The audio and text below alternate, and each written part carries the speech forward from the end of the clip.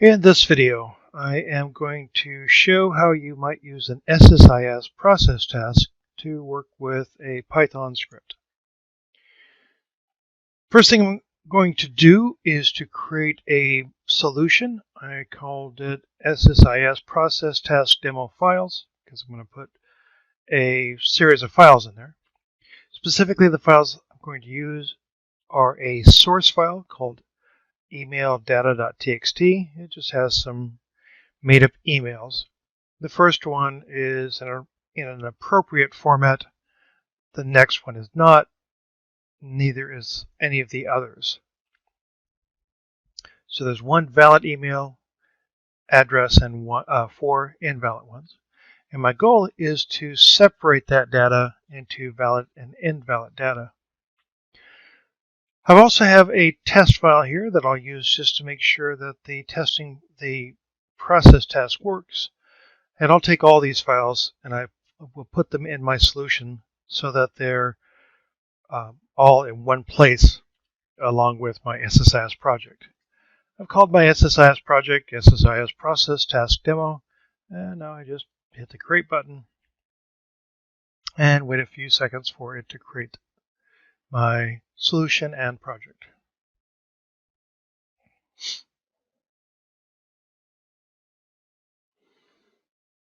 The package I have is called package.gtsx. I think we can do a little bit better than that. Let's call it process task demo package. And yes, I do want to name it both internally and externally. That just means that when any other code references it, it'll use the new name. Okay, we need a process task next. So that's right here, execute process task. Drag it onto the surface. And the way this works is it will execute something out in the operating system. You just have to configure it. So I edit it, and I point to the process at hand. Now, the process I want to use, in this case, is Python. So I'll go to wherever my Python installation is. If I choose the one with W, it won't pop up a window. So it's kind of weird because you would think W would mean that it would have a window, but this is, think of it as without window maybe? I don't know. And then the arguments are going to be the file that I want to execute. Now, I have a couple files prepped. The first one I'm going to prepare and work with is use as my test file. I usually recommend you do that right away. And then after you get everything working as expected, then you go on to do your real job, what you're trying to accomplish. This test file is quite simple. Let's take a look at it. I have it open in Python's default editor, or simple editor called idle. It prints out some text. It opens the text file and writes some text into the text file, and then closes it. That's all it does. So all I need to do is copy the path and put that as an argument for the Python executable. The working directory is this same folder. I want, in other words, to execute this as if I was in that folder.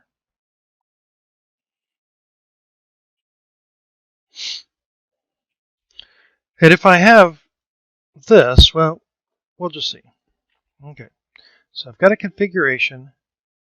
Uh-oh, got a problem here. The data to process directory doesn't exist. I don't believe that's true. Let's see. Yep, it wants me to get rid of those quotes.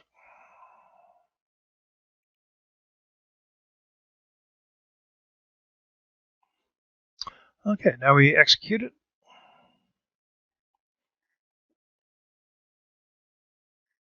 And we will see that the new text file has appeared because the code told it to create one and write that text into it. So yes, it did work. Now let's play with this for a few minutes. Let me stop the package. And I will come over to process. I'm just going to put in the name of the Python script because I have the working directory. We're going to test that. Let's make this smaller so we can actually see it appear. Okay, right click and test. And you can see that it still worked. So the working directory indicates where you want the process to run from. And once I'm in the directory I'm working with, then I can just put in the Python script name. So now I know that this script is indeed working. I want to use this one next to separate that valid and invalid data. Let me open that file. This one is obviously a little bit more complex. It creates makes an import of a module called regular expression module, or RE. This allows me to put in a pattern matching string like this one. I got this string from the internet. It was said to allow you to validate email patterns. Now, what I did, of course, is after I downloaded it, I tested to make sure that although it was free, it was actually free and working. I want to make sure that it's working. It's my responsibility. But after you've worked with regular expressions long enough, you can actually read it and even write your own. The point I'm trying to make is that you don't have to know how to make one of these to be able to use it. You just have to find it on the internet and test it to make sure it works. Other than that, let's see, I have a reference to my email data text file that I showed you earlier.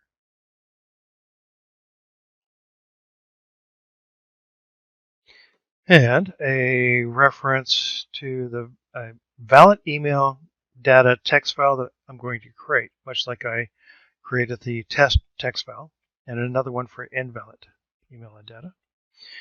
Just like I did with the text file, I'm going to open those files in write mode.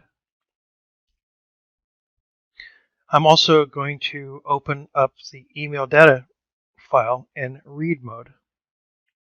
I'm going to use a for loop to loop through each line of data in the email file. And I'm going to use the search function and the regular expression string to make sure that the data it reads is either a match or not. If it's a match, this function will evaluate to true, and it will print out valid email and write that to write the data to a file, specifically to the valid data file. Otherwise, it'll write it to the invalid data file. So the first time it runs, it should write this to the valid file, but each subsequent time, this will not be valid, and it'll write those 4 entries into the invalid. And of course, that's because this one's missing the @ symbol. This one doesn't have anything before the @ symbol. This doesn't have a dot, and this doesn't have the dot and the prefix either.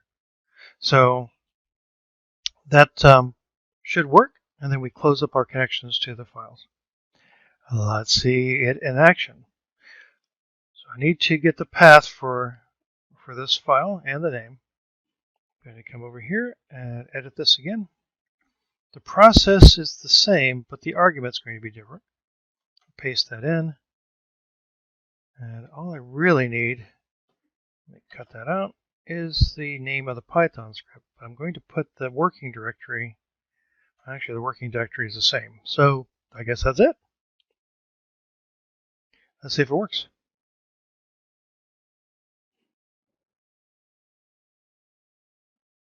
So we got the 2 new files, and the invalid one has our invalid data, and the valid one has our valid data. So yes, it did work, and that's great. Now I can use this same script to validate all kinds of data by just changing the regular expression and using it to evaluate data in any file that I have. Of course, this is a very simple demo, but I think it will be sufficient to get you started. Hopefully you found this interesting, and I thank you for watching it.